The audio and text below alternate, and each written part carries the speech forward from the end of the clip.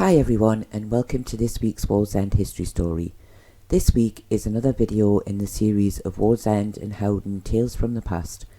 As with all the previous stories, these are mostly just about the everyday people of Wallsend and are from various years but not in any particular order, just little snippets of things that happened in the past.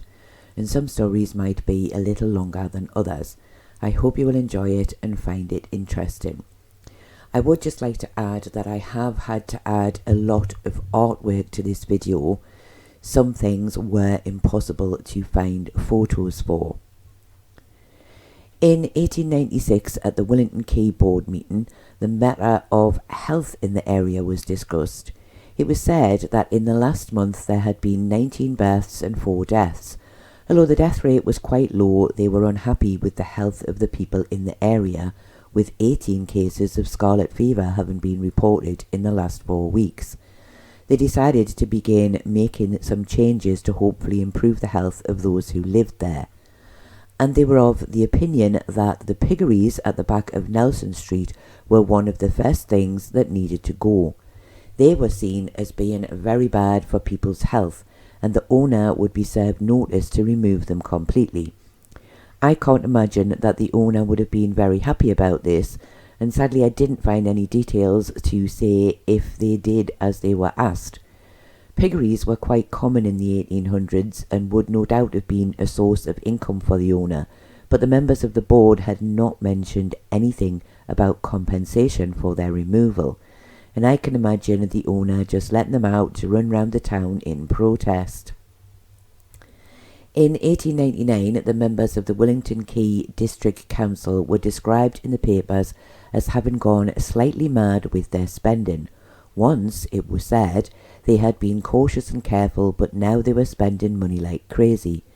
It seems they had thought for some time about buying a car, but the paper was glad to report they had not gone to this expense, perhaps because no one could drive. However, they had painted and papered their office and bought the chairman a new chair, which had cost £7.10. Though the paper was glad to report they had haggled the price down from £10, and they had also bought the chairman a new desk. This, however, had been second-hand, so perhaps, the paper said, they were not spending as crazily as they first thought. It must be said, though, that the £7 chair in 1899 would be around £1,000 today, so it was quite an expensive chair. In 1899, the Burns Club of Wallsend, which was based in the Station Hotel on the High Street, arranged a day trip to Holywell Dean for the Scotchmen of the area. It was said they would be travelling with members from another club from Hebburn, and that they would be travelling in brakes. The best description I can come up with for a brake is that these were carriages usually pulled by horses. It was said that over 120 men went on the trip in 8 brakes, and each one had a piper playing all the way to Holywell Dean. It was said to be a sight never before seen in Wallsend, and I have to admit it is something I would have quite liked to have seen myself. The men arrived at their destination at around 3 p.m, where they enjoyed some free time before taking part in some Highland Games. This included tossing the caber, hammer throwing, a tug of war, and a good old Scottish dance. They headed back to Wallsend at around 7:30 p.m, after calling into a pub for a wee dram first, of course, heading along Wallsend High Street back to the Station Hotel with the pipers playing again. It was said that the people of Wallsend gathered on the streets to cheer as the men went past, and a good day was ended with a few more drinks in the Station Hotel before heading home for the night.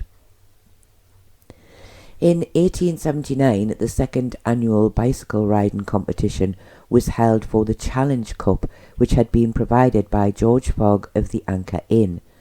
The race was to be 10 miles long, starting and ending at Wallsend. And at 6:30 p.m. on the day of the race, the people of Wallsend gathered on the High Street to see the start of the race and no doubt to wait for the riders to return. It was said that 26 people had entered the competition, but only 6 turned up, and these were James Allen, Walter Henderson, Thomas Donahue, William Moon, Thomas Widrington, and David Dodd. It was quite a close race and caused quite a lot of excitement in Wallsend, with cheers as the riders returned.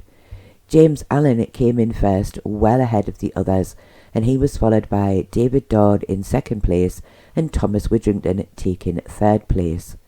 It was said that if the cup was won 3 years in a row by the same person, then the winner would be able to keep it for life, and I do wonder if anyone ever managed to do that.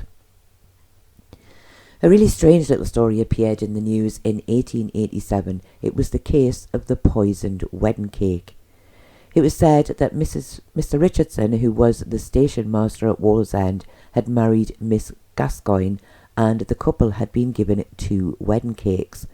One of the cakes had been made by Mrs. Pierce of 6th Street in Wallsend, and after the wedding the couple returned to the bride's family home in Jarrow, and some of the cake was handed out to the neighbours.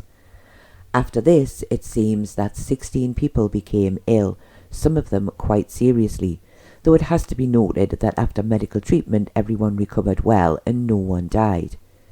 Mrs. Pierce also became quite ill, having eaten some of the icing while she had been making the cake. She had believed she just had a stomach upset until the police visited her to tell her about the others. The ingredients for the icing, which was believed to be the poisoned part of the cake, had been bought from a well-known chemist in Wallsend. The police at the time the article was printed were continuing with their inquiries, but they were very sure that the whole affair had simply been an accident. And sadly, I didn't find any further details of the poisoned wedding cake, so I was never able to find out the true cause. Mrs. Pierce, who had been ill for some time, later wrote a short letter to the newspapers, which you can see on screen at the moment, where she spoke of being ill and how another cake, presumably without icing, had been eaten and no one had been ill after that. I suspect the poor woman had to put up with a lot of gossip after this, and no doubt no one asked her to make them a cake again.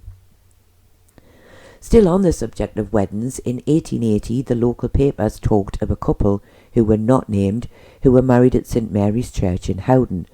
Unlike in later years when wedding announcements were quite common, it was more rare in the 1800s, and normally only the well-known who would see their wedding in the papers. And this one had made it into the papers because the groom arrived on his horse, which he tied up outside, got married, and then simply went back on his horse and away back to work. The paper suggested that although this wasn't the best way to get married, leaving your bride only minutes after the service, they felt it showed the couple would go far in life, as they clearly had a desire to work and not waste any of their time. I do wish that they had been named, as it would have been nice to find out who they were and what the busy groom's job was. In 1881, a meeting was held in the Co-op Hall in Wallsend in connection with the Blue Ribbon Crusade. The Blue Ribbon Badge, as it had originally been known, was a movement for temperance, or to be teetotal, that had originated in America in the early 1800s. In the late 1800s, a man by the name of Richard Booth was sent to the UK as part of the revival movement, which at the time was known as the Gospel Temperance Union. It seems that the meeting in the Co-op Hall was a very popular one, with it being full to capacity, and Sir J.B. Hunter was one of the speakers. I am sure some of you will know from my previous stories that Sir J.B. Hunter was not a lover of alcohol, and had tried many ways to discourage his workers from spending their time in public houses. The meeting, it said, was very successful, with over 250 new people signing up to join the union. I guess I can understand the interest in the movement, as it came at a time when alcohol was still quite freely available day and night, although some new laws had been passed to restrict the sale of alcohol at certain times. And of course it also came at a time when many crimes were connected to those who were somewhat addicted to drink. So no doubt many people thought if the drink was not available quite so easily, then there may be a lot less crime and people would argue and fight less. And it's also one of the main reasons why Mr. Hunter built the Wallsend Cafe, to give his workers somewhere to relax and spend their free time away from public houses. and it's certainly clear that the meetings of the Wallsend Temperance Club were still being held in the 1900s, and Sir G.B. Hunter was still one of the speakers and supporters. In 1880, an article appeared in the papers discussing the shop owners of Willington Quay. It stated that they had chosen to have a half-day holiday during the week, following the example of the Wallsend shop owners who had recently chosen to do the same thing. And the Willington Quay shop owners' chosen day was to be a Wednesday. And it was said that one or two shop owners had decided against the idea, but most had closed their doors for the first half-day Wednesday, and as the weather had been fine that day, they had all gone out for the afternoon to enjoy their free time with their families. And I remember this was still a thing when I was a kid. Many shops were closed half-day Wednesday and half-day Saturday. Of course, it's a very different story today when a lot of shops seem to be open 24/7. And I'm not sure which I prefer. Yes, it's nice to be able to get things whenever you need them, even if that happens to be 3 a.m. in the morning. But I also think it was nice when the shops were mostly closed all day Sunday and shorter weekly hours, and the workers had time to relax with their families, like the Willington Quay workers of 1880. I am ending this week with an article that appeared in the local papers in 1887 about a letter from Mr. William Boyd that had been sent to the Newcastle Society of Antiquarians, in the hope of securing some funds from them to buy the land where the remains of Segedunum Roman fort stood at the time. However, the society saw this as an unworthy cause. At the time, the area uncovered was very small. They described it as the size of a small room, though I do think that it was a little larger than that. And they said that Mr. Boyd was using the idea of saving the relics as a means to build a park for the town and not to truly preserve the remains. So they politely declined the request. And as most of you will know from another of my videos, the land was later sold and the streets such as Leslie Street, Jones Street, etc. were built on the site. I do hope that you have enjoyed this short little video and have found these stories about Wallsend in the past interesting. I do thank you all very much for watching, and I do hope to see you all again very soon.